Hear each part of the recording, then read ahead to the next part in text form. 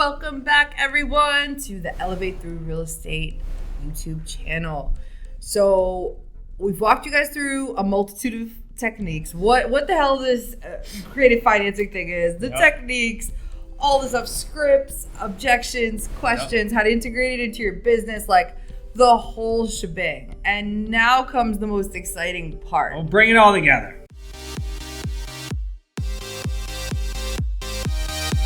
Bringing it all together, like Zach said. Like, what do these deals actually look like when you end up closing them after going through this grueling, amazing process of structuring these deals and effectively executing them? What does this now look like for your pockets, right? I mean, this is the deal. Oh, man, all day that you could do these deals. So I'm going to let Zach jump in and show you guys, like, hey, these are live actual humans who have done deals with Zach. Zach has been their coach and doing exactly what we've taught you between lease purchase, owner financing, and sub twos. So the floor is yours, my friend. Let's dive in. We got it locked in up on the screen right now. So this was a lease purchase deal. Just bringing it back. Remember, a lease purchase is when you have control of the property. You have a lease purchase agreement with the seller, including the price, monthly payment, taking over all responsibilities in a certain time frame. And then now we're going to go ahead and sell the property. This is the peanut butter and jelly sandwich. We can go ahead and sell the property to a buyer at a higher price, a higher monthly payment, and a certain time frame. So Mike found this property. He's out of Fresno, California. This was a for sale by owner. And a virtual assistant that we had went ahead and prospect and called on it and got a hold to Mike. This originally was a rental. The lady lived in San Francisco, I believe. Very old school lady. So, and was a landlord at one point. So the terms on this deal are decent. Nowadays, I would say they're below our average, but really good deal for Mike to start with, as this was his first deal. So Mike went ahead and purchased this property. There was a balance of the loan of $307 when he originally purchased it, and the seller had an equity position of $57,000. If you can remember on the prior videos, we're locking in the seller's equity, especially if you're using our agreements, locking in the seller's equity because you're agreeing to pay her, or in this circumstance, Mike was agreeing to pay her $57,000 at the time in which it cashes out and to pay off the loan balance at the time of financing. Now, Mike had a 24-month time frame on this deal, so this was his purchase, and now he sells this property for $399. So if we go through our 3 payday system, right, now we have a deposit from a rent-to-own buyer for $12,000. So they come in day one, pay Mike $12,000. Mike has a monthly payment due to the seller at $1,600. He's collecting $1,930 from the buyer. So he's got a cash flow on about $330 per month. And over the course of the 24 months, it's about $7,900. Mike rose his price by $34,000 on this deal. He was getting a principal pay down of $1,000 a month. Why? Because Mike locked in the seller's equity. The seller had a 15-year mortgage. So every payment that Mike made after he collected from the buyer, paid the seller's mortgage, was receiving $1,000 off that principal balance. So that's how Mike puts in another $25,000 in equity. He already collected $12,000, so he's got a back-end profit of $47,000. So when Mike's buyer goes and qualifies for their loan, the buyer is now going to go ahead and now we have an agreement, a new purchase and sale agreement with the seller. Mike's then going to show up on the HUD at the closing documents for $47,000 when this deal cashed out. So now Mike has made a total profit of $67,000 on this deal with no money out of pocket, no using banks, and not personally guaranteeing any of the debt. It's insane. That's insane. And there's 3 different ways that you're making money in different timetables. Yeah, that's the best thing about this process is you're not just getting paid once. So I've shared with many people, and that is when you look at your portfolio starts to stack up, right? Because you do a deal, you collect a non-refundable deposit. Then you do, now that deal is now paying you monthly, and then at some time in the future it cashes out. and then you stack on and do another deal, and then you collect another non-refundable deposit, and now you have 2 deals paying you cash flow every single month. And then at some point in the future, that deal cashes out. And then you get the third one, you keep stacking, and then at some point in time, your back-end profits are gonna start happening in the same month as your front-end profits. Yep. And then you just keep doing more and more deals throughout the course of your real estate career. So that's what a lease purchase looks like. Let's just look at a case study of an owner financing deal. So this is when the properties are debt-free. This was a student of ours, his name's Rick. He's up in Nashua, New Hampshire. This was a for sale by owner as well.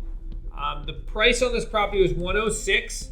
Remember, these owner financing deals are typically debt-free. So on this deal, he was agreeing to pay the seller $106,000. Rick closed on the property. The seller is now holding a mortgage on the property for $106,000. And Rick, I'll share with you in a second, is agreeing to pay off that loan in the next 48 months. And went ahead and sold it to a buyer for $136,000. Now, this buyer comes to the table with $34,000 down. So it's about, it's a lot compared to that property. He's got a $1,200 monthly payment on this property. That is 0% interest, so that's the principal only. He's collecting $23.53 a month on this property. He's got cash flow about $625 on this property. So $30,000 in cash flow over the course of 48 months. He's got a price premium on it for $29,000. He's getting $58,000 in principal paydown, which means that by the end of the 48 month, Rick actually only owes about $50,000 on this property. So that balance is going down every single month by $1,200 for the seller. He's already collected $32 up front plus first month's rent. So he's going to cash out on the back end about $55,000. So on this deal in about 48 months, because Rick owns it and because of the principal pay down, he's got $155,000 total profit on a $106,000 deal. These aren't unicorns either. And I know that we're kind of bringing it all together. So when you're watching this video, I'm assuming that you've watched the other videos. Yes, please so watch all of the other moving parts. As I know we're going through this quite quickly, but I just want to share with you what these deals can look like for you. And will look like for you if you're following the systems, if you're working everything to a T, if you're prospecting and negotiating the deals the right way. Absolutely. And I mean, these are like lower numbers. That was like $100,000. That was $100,000 house, and the property was in a rural area in New Hampshire, and the seller just couldn't sell it. Like, imagine you're in like high ticket markets like Boston. Like, your numbers could look stupid. We did, I don't know the exact amount of deals, but probably 20-some deals down in the DMV area, DC area, where the properties were ranging from like 700 to 1.5. And the profits on those deals are quite significant. We're cashing out one of the deals in Edgewater, Maryland right now, and I think it's got like $500,000 in equity in the deal. Yeah, easily. That's wild. Yeah. Wow. On that deal, it was a subject to deal. There's a lot of moving parts, so I'm really simplifying at this point. But a subject to deal that we bought like 4 years ago. We owe just under $800,000, and the property's hitting the market for about 1.3. That's wild. Yeah. So minus your commissions and all that stuff, but yeah, it's insane. A lot of profit in those deals. So this is a good point though, because it works in all markets. So, but yeah, I always like to point out this: if you're in a hot market, it may take more dials, it may take more leads in order to acquire a deal because there might be more competition. But the profits on those deals are usually higher. Yes. We just did a deal in Southern California with a student of ours. He's actually one of our coaches now.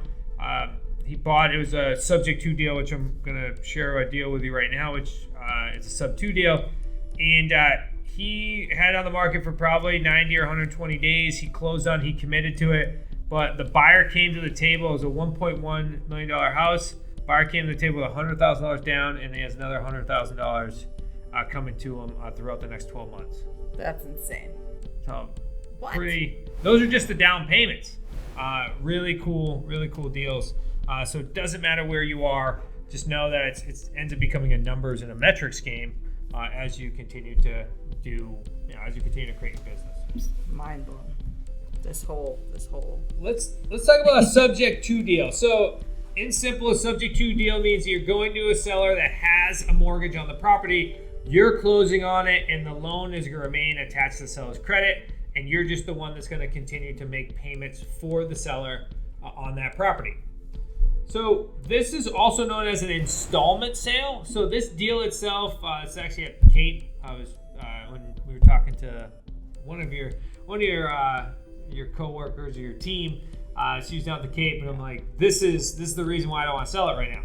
So we bought this property. It was an installment sale, which basically means you close on the property, and there's money due to the seller, but you're paying installments after you closed. So these sellers were going through divorce. They had a bunch of credit card debt.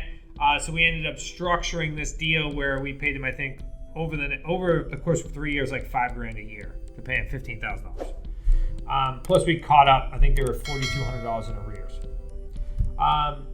So they had credit card debt. This is an expired listing. We bought it for $355,941. This thing was on the market for $425.